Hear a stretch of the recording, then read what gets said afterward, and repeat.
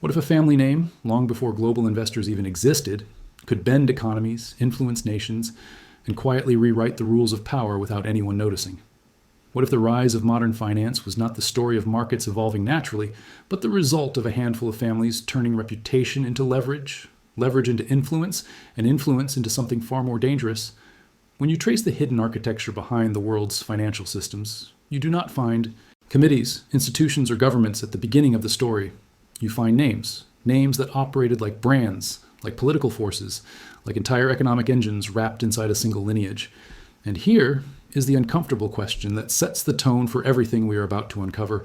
Did these families build financial power because the world needed their innovation, or because the world never realized it was becoming dependent on them? Before banks became global, before investment houses shaped markets, before capital flowed with the speed of modern technology, reputation was currency and trust was collateral. A name could unlock credit, mobilize networks, negotiate with kings, determine the fate of merchants, and decide who rose or fell in the hierarchy of trade.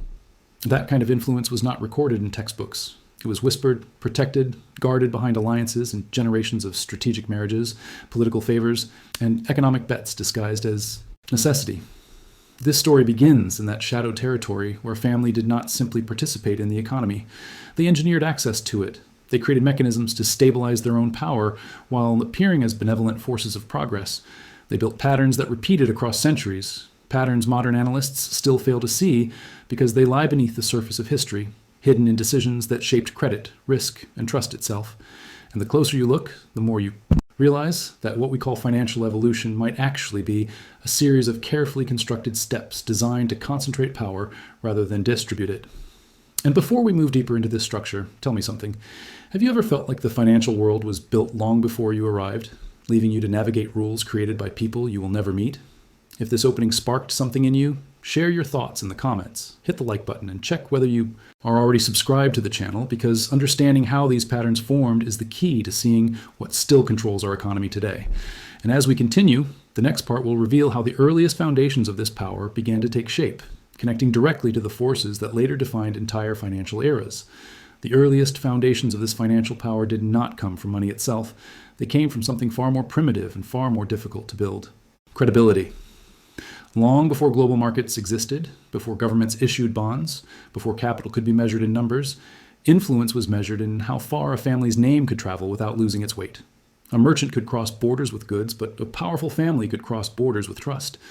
And in an age where contracts were fragile, where disputes were settled by force, and where risk could destroy entire fortunes overnight, trust was the only real currency anyone valued. Families that understood this began transforming their name into an asset. They built networks that stretched from port cities to royal courts, from trading houses to local guilds. Their reputations became a form of insurance, their alliances, a shield against uncertainty. And when rulers needed financing for wars or infrastructure, they turned to these families not because they offered the lowest cost, but because they offered something institutions could not yet provide: continuity across generations. An institution might collapse after a political shift, but a family that mastered both loyalty and strategy could endure through instability and emerge stronger from it. That endurance became the seed of their financial influence. By lending to monarchs, mediating disputes between merchants, and facilitating long-distance trade, these families learned something governments had not yet grasped.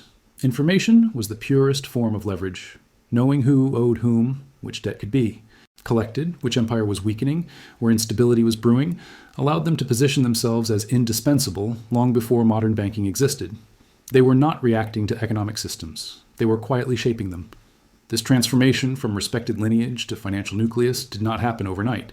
It emerged through repetition. Every favor extended created a new obligation. Every alliance secured generated new opportunities. Their networks expanded, not through conquest, but through dependence. People relied on them because markets were unpredictable and rulers were inconsistent. In a world without stable institutions, families became the only structures capable of offering continuity, protection, and access to capital. And as their role grew, something else began to emerge. These families were no longer simply participants in commerce. They were becoming the architects of an economic order that did not yet have a name. They built the protostructures that would later influence banking, investment strategies, and even the political relationships that determined how nations interacted with one another. What began as a reputation became a system, And what began as a system became a mechanism of power that still echoes through financial history today, setting the stage for the invisible frameworks that would later emerge and reshape entire economies. As these families expanded their influence, something far more strategic began to take shape. They realized that the true foundation of power was not wealth itself, but the control of obligations. A transaction came and went, but a debt created a relationship. A favor established trust, but a network of favors established authority. And once a family mastered the art of structuring informal obligations, they were no longer simply navigating economic systems. They were writing the early rules of financial dominance long before those rules were formalized. This period was defined by uncertainty. Trade routes were dangerous, political alliances unstable, and information slow to travel. Merchants and rulers alike needed stability, and these families provided it through their informal but highly sophisticated networks. They tracked who could be trusted, which regions were safe, which political tensions were rising, and where opportunities quietly emerged. This information asymmetry became their first real advantage. They did not need armies or titles. They wielded knowledge, the way later institutions would wield capital. In this environment, their lending practices became more than mere transactions. Loans were calibrated as strategic investments in influence rather than profit. A ruler in crisis, a merchant facing bankruptcy, a city recovering from conflict, these scenarios allowed families to insert themselves as indispensable actors. And each time they extended help, they bound others to them through obligation, gratitude, or dependence. Such relationships rarely appeared in official records, but they formed the invisible scaffolding supporting entire regional economies. Over time, these webs of obligation grew dense enough to function like early versions of financial infrastructure. Families allocated credit across regions, coordinated the movement of goods, and ensured that disputes were resolved in ways that preserved their network. No institution at the time had the capacity to operate with this level of reach. Governments were constrained by geography and political cycles. Emerging commercial guilds were fragmented and territorial, but families, mobile, adaptive, discrete, could cross jurisdictions and shift strategies without losing continuity. What made the system so powerful was its subtlety. Outsiders often saw simple business dealings or personal alliances. They did not understand that every loan, every partnership, every negotiation was part of a long-term strategy. These families were not responding to market forces. They were shaping them, anticipating disruptions, positioning themselves to benefit when uncertainty destabilized others. Their influence deepened not through public authority, but through private necessity. And as their networks grew more complex, they began to resemble something modern observers would recognize: a decentralized but coordinated financial organism capable of absorbing shocks, redirecting capital, and influencing outcomes far beyond the reach of any single government. In the shadows of history, before banks became global and markets became measurable, they built the first quiet architecture of economic power, setting the stage for the mechanisms that would soon evolve into the systems we know today. As these families deepened their influence, their strategies became more precise, almost predictive. They were no longer reacting to economic cycles, they were anticipating them. In a world without modern analytics, without global communication, and without formalized financial institutions, they learned to read patterns others could not see. Political unrest, shifts in trade routes, currency shortages, failed harvests, supply bottlenecks, each disruption revealed an opportunity. Over generations, families developed an instinct for crisis, recognizing it not as danger, but as leverage. Where most saw instability, they saw a chance to expand their reach. Their methods evolved into a kind of early intelligence system.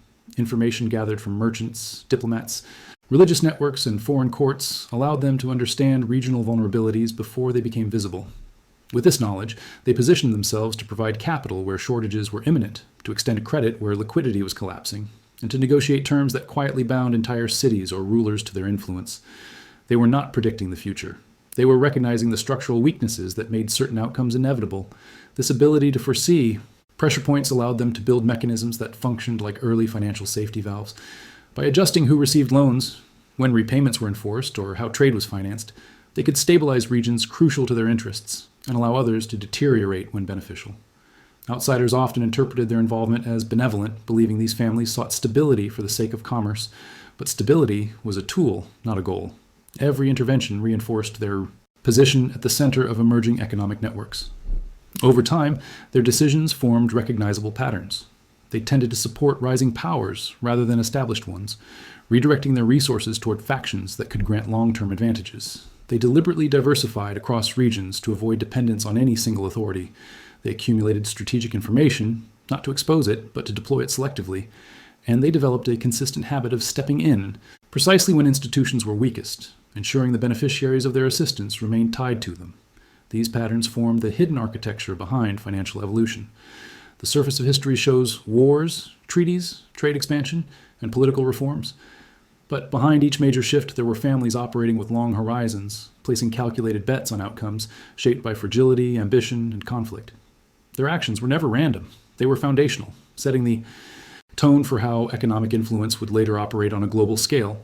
What the world now calls financial engineering began in these quiet strategies, designed not for public benefit, but for continuity of power across generations. And before we move deeper into how these mechanisms expanded into full systemic control, tell me something. Which part of this silent architecture feels most revealing to you? Leave your thoughts in the comments so we can see how you are connecting the pieces of this long and complex history. As the influence of these families spread, the line between financial innovation and manipulation began to blur. What started as a system built on trust and necessity gradually evolved into a structure where their decisions shaped the economic fate of entire regions. They were solving problems that governments could not handle, stabilizing trade, funding recovery after conflict, keeping credit flowing when panic threatened collapse. But every solution carried a cost, and that cost was control. By stepping in where institutions failed, they created conditions in which dependence became unavoidable. Their lending strategies reflected this duality. On the surface, their terms seemed reasonable: payment extensions, negotiated interest, shared risk. Yet beneath these agreements lay deeper implications. A city that relied on them to rebuild after a fire or a famine inevitably found its tax policies aligned with their interests. A ruler who borrowed heavily during wartime became constrained in future alliances, bound to prioritize the family that kept his armies funded. Even merchants who grew wealthy through their credit lines eventually realized that prosperity came with strings attached, strings that were rarely visible until they tightened. This subtle influence was not always deliberate, but it was always present. Power built on information and liquidity naturally shaped outcomes, even when families appeared detached from official decisions. Their networks filtered which opportunities reached the market, which regions received support, which ventures succeeded, and which quietly vanished. Over time, this influence began to resemble a form of governance, not elected, not acknowledged, but undeniably effective. They were writing economic rules through action rather than decree. Yet power of this kind carried risks. As their reach expanded, resentment grew among those who saw economic outcomes shifting toward private interests rather than public welfare. Some accused them of profiting from crisis, of extending credit not to stabilize societies but to ensure dependency. Others insisted that without them, economies would have collapsed entirely. This debate followed them across generations, shaping their reputations as both saviors and opportunists, depending on who benefited from their involvement. The greatest danger, however, came from miscalculations. In moments when they pushed too aggressively, tightening credit during instability or leveraging political divisions, they risked being seen as threats rather than partners. History offers several examples where their influence triggered backlash. Rulers attempting to break free from debt, merchants forming competing alliances, or rival families seeking to undermine their networks. Their power was vast, but not invincible, and each confrontation revealed how fragile even the most carefully constructed systems could be. Still, these pressures never fully diminished their influence. Instead, they forced refinement. Families learned to operate more discreetly, broadening their networks, masking their involvement behind intermediaries, and adapting their strategies to shifting political climates. The price of maintaining power was constant vigilance, constant adjustment, and a willingness to reshape their approach whenever visibility became dangerous. And through these adaptations, they built the foundations of a system that would soon extend far beyond. Regional economies, preparing the way for their transformation into forces whose reach would span continents. As these families refined their methods, their ambitions outgrew the limits of regional economies.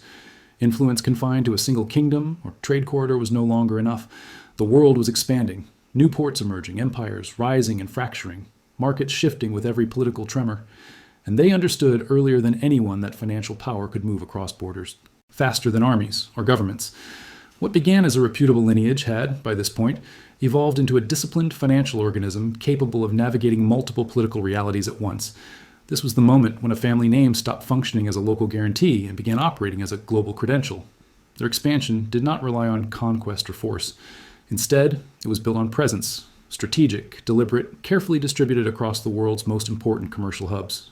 Representatives were placed in port cities where trade volumes surged, in inland markets where agricultural cycles dictated wealth, and in capitals where political instability hinted at future opportunity. Each outpost served as both an intelligence node and a financial relay, gathering information faster than governments could, and reacting with a precision that institutions were incapable of matching. They did not simply follow global shifts. They anticipated them, positioning themselves where disruption would soon become influence. With this network in place, they began to control the flows that mattered most: credit, risk, and trust. They financed merchants crossing new ocean routes, funded rulers struggling to modernize their states, and supported commercial ventures that larger institutions considered too unpredictable. Their willingness to operate where others hesitated made them indispensable, and once a region became dependent on their capital, disengagement was no longer possible. A city whose trade revival was financed through their loans could not sever ties without risking collapse. A court whose reforms were funded through their networks could not revoke influence without destabilizing its own future. Their international presence also allowed them to diversify in ways no regional power could match. If a war disrupted trade in one territory, profits from another region could compensate. If a ruler defaulted, an emerging port city offered new opportunities. If political tensions threatened stability, they shifted resources across borders before others realized the danger. This flexibility made them resilient in the face of shocks that crippled kingdoms and wiped out merchant classes. It was not luck, it was architecture, designed to absorb instability and redirect its effects toward advantage. But what truly solidified their place in global finance was their ability to shape perception. Across continents, their name came to represent reliability in crisis, discretion in negotiation, and continuity in a world defined by uncertainty. Rulers trusted them because they endured beyond political cycles. Merchants relied on them because they operated beyond territorial disputes.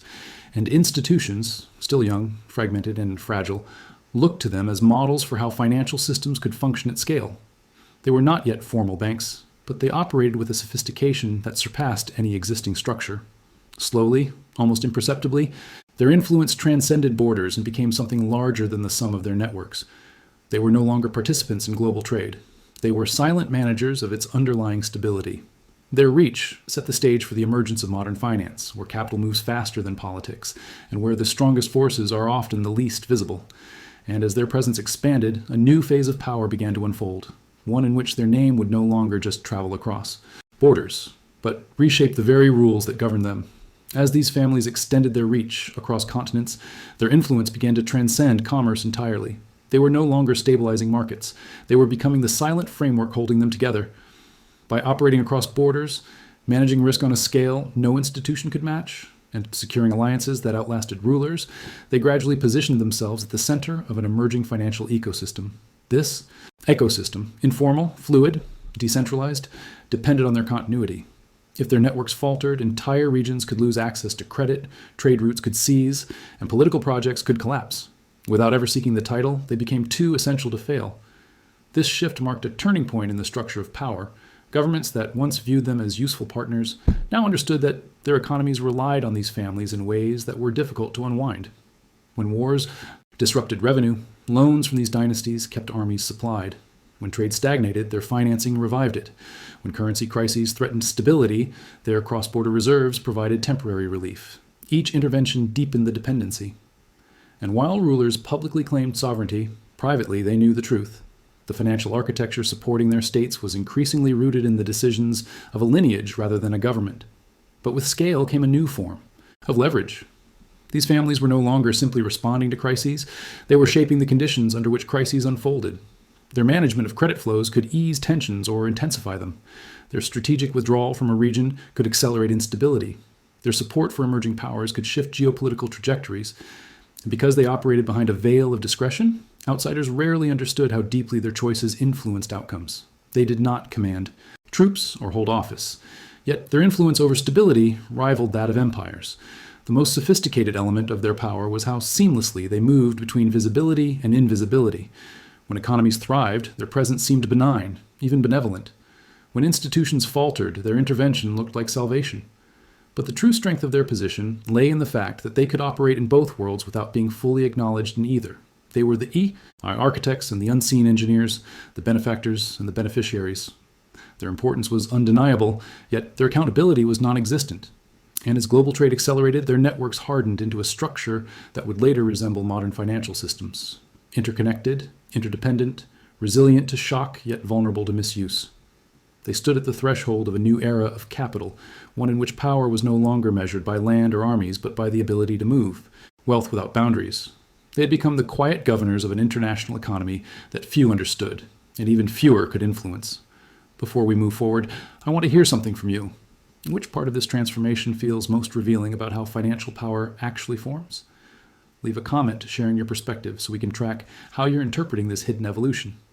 As global finance evolved, the extraordinary influence these families had built over centuries began to encounter a shifting landscape. New institutions emerged, central banks, stock exchanges, insurance companies, joint stock enterprises, each promising to modernize the movement of capital and distribute risk in ways no family could do alone. But while outsiders assumed this transition marked the decline of dynastic power, the truth was far more subtle. These families did not disappear. They adapted. They saw that the expanding complexity of international finance required a new public face, one that appeared institutional and impersonal. Yet behind the facade, many of the mechanisms they pioneered continued operating with the same quiet efficiency. Their first adaptation came through integration. Rather than resisting formal structures, they embedded themselves within them. They invested in early banks, influenced credit committees, advised monarchs on regulatory reforms, and provided liquidity during market disruptions. Their networks, built long before borders were formally open to capital, allowed them to move with an agility that institutions envied. When global investors began to appear, these families already possessed what the newcomers lacked: continuity, trust, and deep intelligence about the vulnerabilities of nations. Investors brought capital, the families brought understanding. In this new environment, their leverage evolved. They no longer needed to operate the entire financial system. Instead, they positioned themselves at critical junctions, the places where political decisions met capital flows, where trade expansion met credit shortages, where institutional ambition collided with systemic risk. Governments sought modernization, but modernization required funding. Investors sought opportunities, but opportunities required stability. These families became the bridge, the intermediaries who could see cracks forming before anyone else and redirect pressure before it reached a breaking point. Their second adaptation came through influence rather than ownership. Instead of controlling markets directly, they shaped the frameworks that governed them. Their insights informed diplomatic negotiations, shaped commercial treaties, and influenced early regulatory decisions designed to protect capital mobility. As institutions grew more powerful, these families positioned themselves as indispensable advisors. Their knowledge of historical cycles gave them an advantage investors could not replicate. They understood not only how markets behaved, but why they repeated the same patterns across generations. This transition also allowed them to operate with a new kind of invisibility. Institutions carried public responsibility, investors carried public recognition.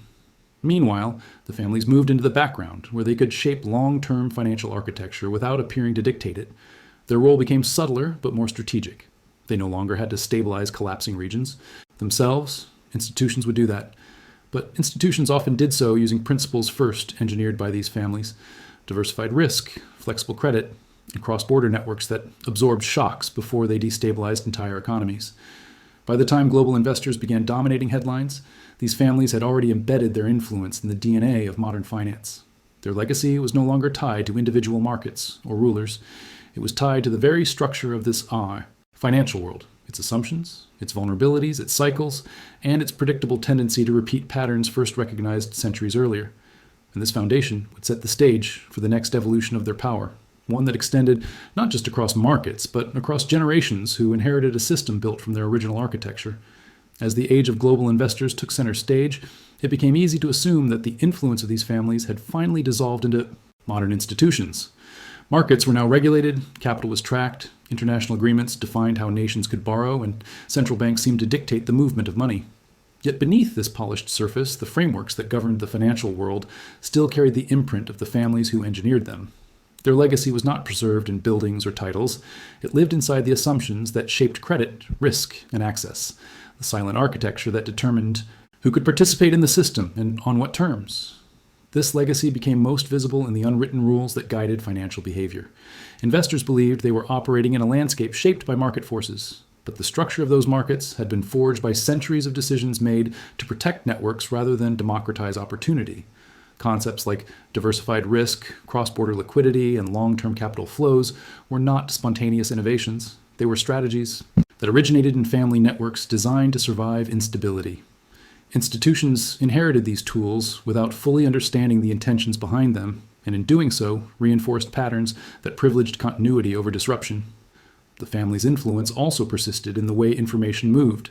Modern investors rely on data, analysis, and forecasts, yet the channels that determine who receives critical information first still mirror the old networks of selective access. Instead of couriers and diplomatic contacts, the modern world uses private briefings, strategic relationships, and closed-door meetings. The methods evolved, but the dynamic remained unchanged. Those closest to the architecture benefit from insights unavailable to the public, and this asymmetry creates a hierarchy of participation, where some actors navigate volatility while others are consumed by it. Their legacy can also be seen in the structural inequalities embedded in global finance. Nations that were once reliant on family networks for liquidity now rely on institutions built on principles those networks pioneered. The cycle remains the same. Access depends on reputation, stability is rewarded with capital, and instability is punished with restrictions that deepen dependency. The tools are more sophisticated, but the logic is familiar. Systems that appear neutral often conceal rules that were never meant to be equal, rules shaped not by democratic design, but by the strategic priorities of long-vanished dynasties. Perhaps the most enduring aspect of their influence is the belief that financial systems are natural evolutions rather than crafted architectures. This perception shields the system from scrutiny. If people assume markets simply develop this way, they never question the deeper patterns that determine who holds power and why. The families understood the value of invisibility. They built a system that did not require their continued presence to function in their image. As long as investors, institutions, and governments follow the logic embedded centuries earlier, the legacy thrives. With each passing generation, the world moved further from the origins of this influence, yet closer to the structures it produced. The frameworks became so integral to global finance that their creators faded into myth, their decisions absorbed into the machinery of everyday economics. What remains is a system that operates on their principles, even as it claims to be independent of them. And as global finance grows more complex, so the echoes of those early strategies only deepen, shaping who rises, who struggles, and who is allowed to rewrite the rules at all. As global finance matured into the vast, interconnected system we recognize today, the influence of these families appeared to fade into the background. Their names no longer dominated records, their alliances no longer shaped political treaties, and their lending networks no longer served as the arteries of commerce. Yet the deeper you look, the clearer it becomes that their power never truly disappeared. It simply transformed. What they built was never meant to remain tied to their identity. It was meant to become a self-sustaining framework, one that allowed institutions, investors, and entire nations to operate within boundaries shaped long before they were aware of them. This is the quiet revelation at the heart of financial history. A family does not need to own a system to define its logic. Once their methods become standard practice, once their structures turn into institutions, their influence becomes embedded in the world's economic DNA. And that is exactly what happened. The earliest strategies of cross-border credit, information asymmetry, stabilized risk, and generational continuity evolved into the foundations of modern capitalism. What began as private networks eventually crystallized into the rules, expectations, and behaviors that govern global markets today. In this transformation, a familiar pattern emerges. The visible architecture, banks, exchanges, investment houses, became the public face of finance, while the deeper logic that guided them remained rooted in principles created centuries earlier. The institutions took the credit, the investors took the spotlight, but the underlying system continued to operate according to assumptions inherited rather than questioned. Even now, cycles of crisis and recovery follow the same rhythm these families once exploited. Even now, the distribution of access mirrors hierarchies introduced long before markets were considered democratic. Power has changed shape, not nature. What remains most striking is how seamlessly their methods blend into the present. The subtlety of influence, the strategic use of information, the capacity to stabilize or destabilize through credit. All of it survives in modern mechanisms, not through conspiracy or deliberate control, but through the natural evolution of systems built from their blueprint. The world believes it has outgrown the age of family dominance. Yet global finance still operates on frameworks that echo their original design. Their legacy is not a monument, it is a structure hidden in plain sight. And if you have followed this entire journey, you have already sensed that understanding this legacy matters, not for nostalgia, but because it reveals how power actually works beneath the surface of markets. So before we close, let me ask you something simple. If you're still here with me, leave a comment saying something like, "I'm here until the end," or "This message hit differently, so I know how deep you followed this exploration." And if this kind of clarity helps you see the financial world with new eyes, consider subscribing. so we can keep uncovering the invisible forces shaping modern economics together. While you're here, give the video a like. It helps this conversation reach more people who have never questioned where the system truly came from. And when you're ready to continue, there's another video right here that expands on the next layer of this story. Click and keep going with me.